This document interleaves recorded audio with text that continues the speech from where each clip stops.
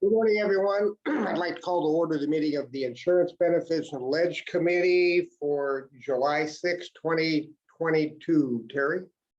Okay, this meeting is being conducted virtually, so I will do a roll call of the trustees to confirm attendance. Mr. Knox, Good morning, I'm here. Mr. Santos, Good morning, present. Miss Gray, Good morning. Mr. Bernstein, I'm here. Mr. Sanchez, Mr. Moore, Mr. Kehoe, Good morning. Ms. Zapanta, Mr. Pryor, Good morning. Mr. Harris, and Chair Robbins. I am present. Staff participating in the meeting include CEO Santos Kryman, DCEO Louis Lugo, AEOs JJ Popowich and Laura Guglielmo, Chief Counsel Stephen Rice, Legislative Affairs Officer Barry Liu, from Retiree Healthcare, Cassandra Smith, Director, and Kathy Magida, Consultants Stephen Murphy, Richard Ward, Michael Zito, and Stephanie Messier from Siegel. Trustees, please use the Zoom chat option to be placed in queue. At this time, we ask all meeting participants to mute your mics until you are ready to speak, and we may now proceed with the agenda. Thank you very much. Item 1A is approval of the minutes of the June 1st, 2022 meeting. I need a motion. I'll move it. Are there any corrections, changes? We need a second. Need a second. I'll second them. Okay. Any changes, corrections? Please record our votes. Go ahead, Terry. Ms. Gray, Aye. Mr. Kehoe, Aye. Mr. Santos, Aye. Chair Robbins. I'm an aye. The motion passes unanimously. Now on item number 2, public comment. Is there anyone from the public wishing to address the committee, Terry? I have no requests. We are now on item 3A, consent items. Any discussions about the consent item? How about a motion? So Move moved. approval. Second. We got a motion and a second. Ms. Gray, Aye. Mr. Kehoe, Aye. Mr. Santos, Yes. Chair Robbins. I'm an aye. The motion passes unanimously. Thank you very much.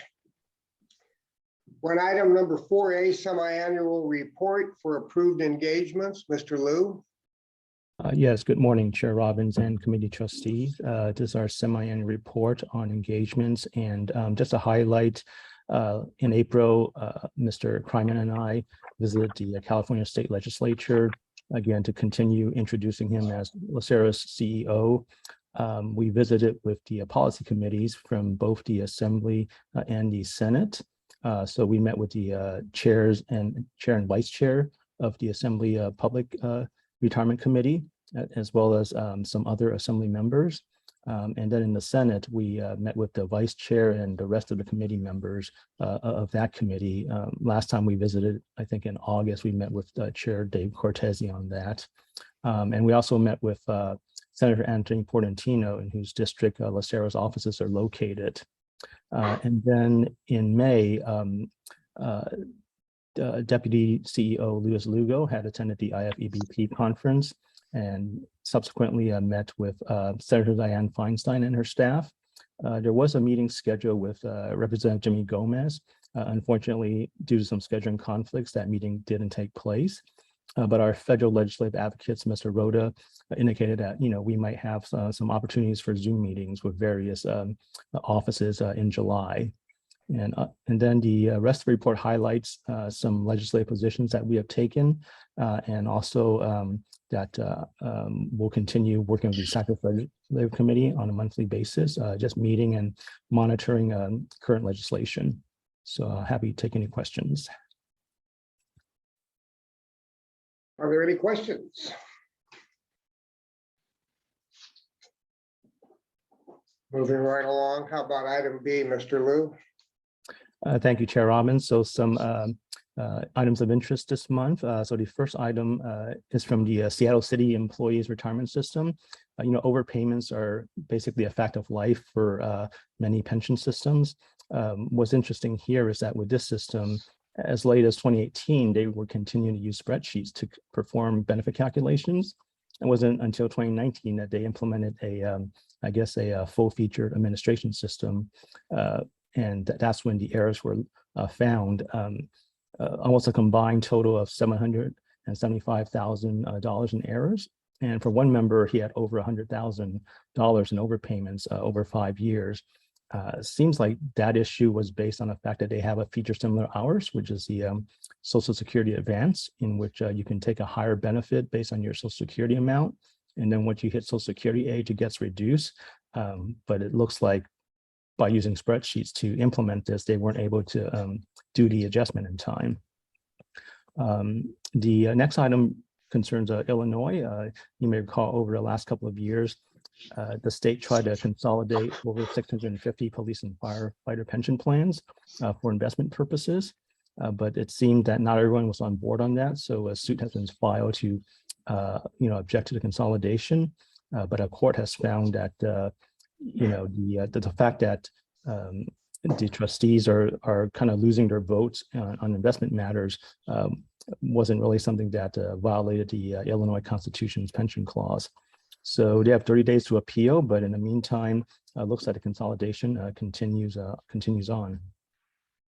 The next item, it's a study from the Center for Retirement Research at Boston College, where they were examining how quickly retirees draw down their benefits during retirement. In the past, it's been found that people, drew down their benefits pretty slowly, and that's because generally they have access to a defined benefit plan in addition to their defined contribution plan. The study indicates that having a DB plan is associated with more wealth, more retention of wealth, but the fact that as time goes on and people have less access to a DB plan, for some of the current generation of baby boomers, those without DB plans may be drawing down their assets more quickly and putting themselves at risk that they might outlive their savings. And then the last item is a issue brief from LACERA on COLAs. Is a good educational resource that they update periodically. And during this year of a high inflation, I think we've learned more and more how important it is that pension plans have COLAs. So in an LACERA brief, gave an example of, if you had a $25,000 benefit that was impacted by inflation over a 20-year period, it would probably fall to around $15,000, about 62% of its original value. So the brief goes into different COLA types and features. And as you can see, it's a pretty wide range in terms of design. So again, it's a good educational resource to basically stay on top of COLAs. So that concludes my report. Happy to take any questions. Thank you very much. When I read the stuff about the Seattle overpayment, I thought, holy smoly, not a good time to be a board member, I guess, of that pension system. Man, not good. Anybody have any questions for Mr. Liu? Thank you very much, Barry. We'll go on to item D, LACERA claims or staff activities report. Cassandra. Yes, good morning, Mr. Chair, members of the committee. Just the one thing to report. You may recall over the last couple of months, we had brought to your committee requests for authorization to send out a targeted mailing to those members that are residing in the new SCAN, Arizona, and Nevada service areas. We mailed out those targeted mailings on June 20th, and we're waiting to hear who may want to switch over to SCAN. And that's it. Anyone have any questions about that? Was there any truth to that rumor that you were able to find out, Cassandra, about SCAN being absorbed by another company? Yeah, I heard absolutely not. So stay tuned in case anything new develops, but as of right now, there's nothing out on in their press releases or anything to state otherwise, so. Okay. Sounds good. Item D, LACERA claims experience. Mr. Murphy, good morning, and you're up. Good morning, all. Just to touch on the last item, we have not heard anything regarding scans being acquired by anyone at this point, but never say never. So we'll go with that one. Not in the world of insurance, that's for sure. Attached is the claims experience for the period ending May 2022. Again, the cover sheet will give you insights into the distribution of both claim dollars and enrollment. No significant changes there. On the bottom chart, that's the comparison of the rolling 12-month period. Anthem saw a 9.5% increase, which is kind of a return back to almost normal activity, kind of post-COVID, if I can dare say that. Cigna was about a 2% reduction, and we'll see a lot of variability in that plan just because of the low numbers. And then the Kaiser, you're seeing almost a 31% increase, and this is directly related to a number of large claims, and we'll highlight those here in a moment. On this page, you'll see the distribution of increases year over year for the various Anthem plans. Again, in aggregate, a 9.2% increase. For the non-Medicare plans, 9.5% increase. Plans 1 and 2, 9.6. Prudent Buyer saw a modest increase of 2.6. And the Medicare supplemental plan, plan 3, saw a 9.8% increase. So again, it's probably the first time we've seen activity approximating normal trend. So we'll continue to monitor that as we go forward. Just as a reminder, it is July, so we just completed beginning a new kind of renewal policy cycle. So we've got some time to monitor this. On the Kaiser utilization report, again, I'll just kind of highlight on the far right-hand side, again, the increases on a total claims per member basis, 31.7%. And if you look at this number here, which is the focus on large claims, again, the pooling point or the level where LACERA is not responsible for claims in excess of that point when the renewal is calculated. It's 475,000. We had 9 claimants exceed that level, and in aggregate, those 9 members accounted for $4.1 million compared to the prior period, 1 claimant and $450,000.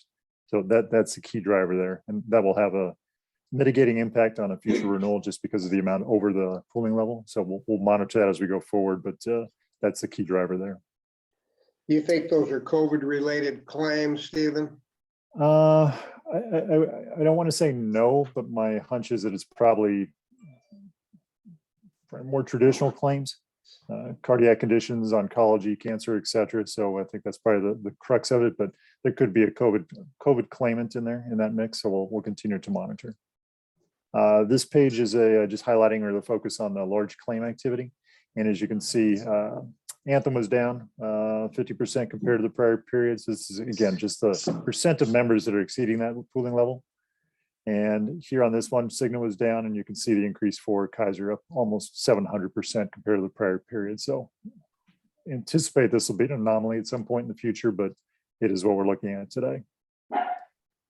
Pharmacy rebates, again, a slight uptick over the prior period on a per retiree per month basis. Rebates are worth about $151 per retiree per month. So that's up slightly over the prior comparative period. And then dental and vision activity, dental claims up 10.8% and vision up 16% over period. And again, these were also very subject to suspensions of care, et cetera. So I think we're still doing a little bit of catch up here. So any questions on the experience report? Anyone have any questions? I don't. Moving right along. From a federal legislative perspective, probably the biggest news is that the court decision in Dobbs versus Jackson's Women's Health Organization overturning Roe v. Wade. I will not even attempt to tell you the implications that exist here. I will tell you that our compliance team led by Kathy Backett, who you've had the pleasure of having done multiple presentations for the LACERA board, is going to moderate a session on July 20th from 12:30 to 1:30 Eastern time. And I'll send that an invitation to Cassandra's attention so that if any members are interested, we can share that with you for distribution. Anyone have any questions for Stephen before we turn him loose? Big smile on your face. Thanks, Stephen. I never get turned loose, but thanks. I'll turn you loose from us for a while. Item 5, items for staff review. We have nothing. We are now on good of the order. You want to just call the roll on good of the order, Terry? Okay. Mr. Knox, Nothing, thank you. Mr. Santos, Nothing, thank you. Ms. Gray, Nothing. Mr. Bernstein, Congratulations, Chair Robbins, on a quick meeting. OOC will start as scheduled at 8:30 a.m. Mr. Sanchez, Nothing, thank you. Mr. Moore, I have nothing else to add. Mr. Kehoe, Thank you for the presentations by staff. I have nothing. Mr. Pryor, Nothing, thank you. Mr. Harris, Nothing, thank you. Chair Robbins. One quick thing, and one of the reasons, Steve, why I asked a question about Kaiser claims being COVID related, we do have a service-connected survivor benefit today to grant to the wife of a deputy sheriff who died of COVID. And in reading the file, it was apparent that he was a Kaiser member and spent 30 days in ICU before he passed. So I would imagine that was a big doctor bill. I would certainly add that to one of the 9. Yeah. Thank you very much. Well, I'll accept a motion to adjourn.